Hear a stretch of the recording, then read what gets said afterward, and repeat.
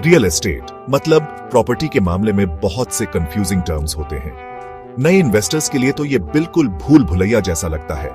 इतने सारे टर्म्स और कॉन्सेप्ट समझना बहुत जरूरी है, तभी आप सही डिसीजंस ले पाएंगे और सही डिसीजन से आपका इन्वेस्टमेंट सेफ रहेगा और रिटर्न्स भी अच्छे मिलेंगे। आइए रियल एस्टेट के कुछ इंपॉर्टेंट एस्पेक्ट समझते हैं। इससे आप कॉन्फिडेंटली इस कॉम्प्लेक्स वर्ल्ड को नेविगेट कर पाएंगे। ये गाइड आपका रोड मैप है। हम कॉम्प्लेक्स टर्म्स को सिंपल भाषा में एक्सप्लेन करेंगे। आप एफएसआई और कंस्ट्रक्शन पे इसका इंपैक्ट समझेंगे। लीज होल्ड और फ्री होल्ड प्रॉपर्टीज का डिफरेंस भी देखेंगे। फिर सीएलयू के बारे में जानेंगे, जो लैंड कन्वर्जन के लिए इंपॉर्टेंट है। आखिर तक आप रीरा से फेमिलियर हो जाएंगे। आप देखेंगे कि ये आपके इंटरेस्ट्स को कैसे प्रोटेक्ट करता है। इस नॉलेज से आप स्मार्ट चॉइसेस कर पाएंगे। ये आपके फाइनेंशियल फ्यूचर को रियल एस्टेट में सिक्योर करने के लिए है। एफएसआई समझते हैं, यानी कंस्ट्रक्शन लिमिट।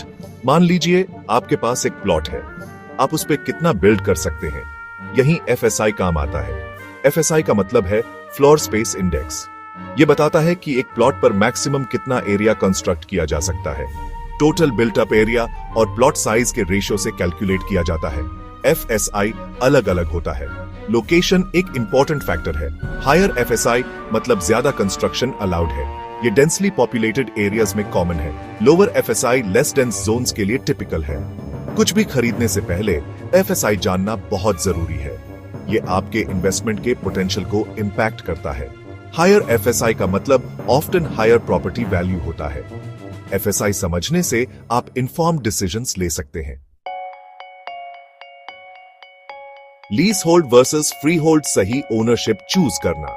प्रॉपर्टी खरीदना सिर्फ स्ट्रक्चर के बारे में नहीं है, ये उस लैंड के बारे में भी है जिस पर वो स्ट्रक्चर बना है। ओनरशिप के मेनली दो टाइप्स होते हैं, lease hold and free hold. Free hold मतलब आप लैंड के इनडेफिनेटली ओनर हैं। लीज होल्ड मतलब आप लैंड लीज पर ले रहे हैं। ये लीज एक स्पेसिफिक पीरियड के लिए होता है, जैसे 99 इयर्स। दोनों के इम्प्लीकेशंस अलग हैं। फ्री होल्ड आपको कंप्लीट कंट्रोल देता है। आप मॉडिफाई कर सकते हैं या सेल कर सकते हैं जैसे चाहें। लीज होल्ड में रिस्ट्रिक्शंस होती है। ऑल्टरेशंस के लिए आपको परमिशन लेनी पड़ सकती है। लीज रिन्यूअल भी कॉम्प्लेक्स हो सकता है। डिफरेंस समझना क्रूशियल है। ये आपके राइट्स और लॉन्ग टर्म प्लान्स को अफेक्ट करता है। अपनी नीड्स और इन्वेस्टमेंट गोल्स को कंसिडर करें। इससे आपको सही ओनरशिप चूज करने में हेल्प मिलेगी। सेक्शन 4 सीएलयू एग्रीकल्चरल लैंड का पोटेंशियल अनलॉक करना। इंडिया एक एग्रीकल्चरल कंट्री है, लेकिन अर्बनाइजेशन भी आज रहा है। इसका मतलब एग्रीकल्चरल लैंड को दूसरे यूजेस के लिए कन्वर्ट करना। यही सीएलयू काम आता है। सीएलयू का मतलब है change of land use. Land convert करने के लिए परमिशन चाहिए। हर स्टेट के अपने सीएलयू रेगुलेशंस हैं। ये रेगुलेशंस हैपहैजर्ड डेवलपमेंट को रोकते हैं। ये प्लान्ड अर्बनाइजेशन इंश्योर करते हैं। अगर आप एग्रीकल्चरल लैंड डेवलप करना चाहते हैं तो सीएलयू समझना क्रूशियल है। इसमें पेपर वर्क और अप्रूवल्स इन्वॉल्व्ड है। सीएलयू इग्नोर करने से लीगल कॉम्प्लिकेशंस हो सकती हैं। एज बढ़ने से पहले इंश्योर करें कि आपके पास नेसेसरी क्लियरेंसेस हैं।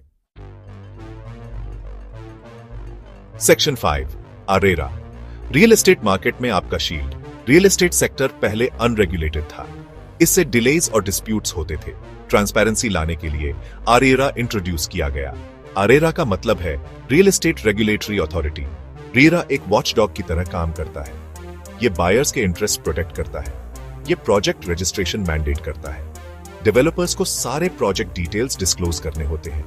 इसमें लेआउट, कंप्लीशन डेट और भी बहुत कुछ शामिल है। रेरा टाइमली कंप्लीशन इंश्योर करता है। ये कंस्ट्रक्शन क्वालिटी के लिए स्टैंडर्ड्स भी सेट करता है। डिस्प्यूट्स को फास्ट ट्रैक प्रोसेस से एड्रेस किया जाता है। इन्वेस्ट करने से पहले चेक करें कि प्रोजेक्ट आरेरा रजिस्टर्ड है या नहीं। ये एक safe and secure transaction assure करता है। इस वीडियो को देखें और अपने निवेश के निर्णय को बेहतर बनाएं। अगर आपको यह वीडियो पसंद आए तो लाइक और शेयर करना न भूलें। कॉल 01169312815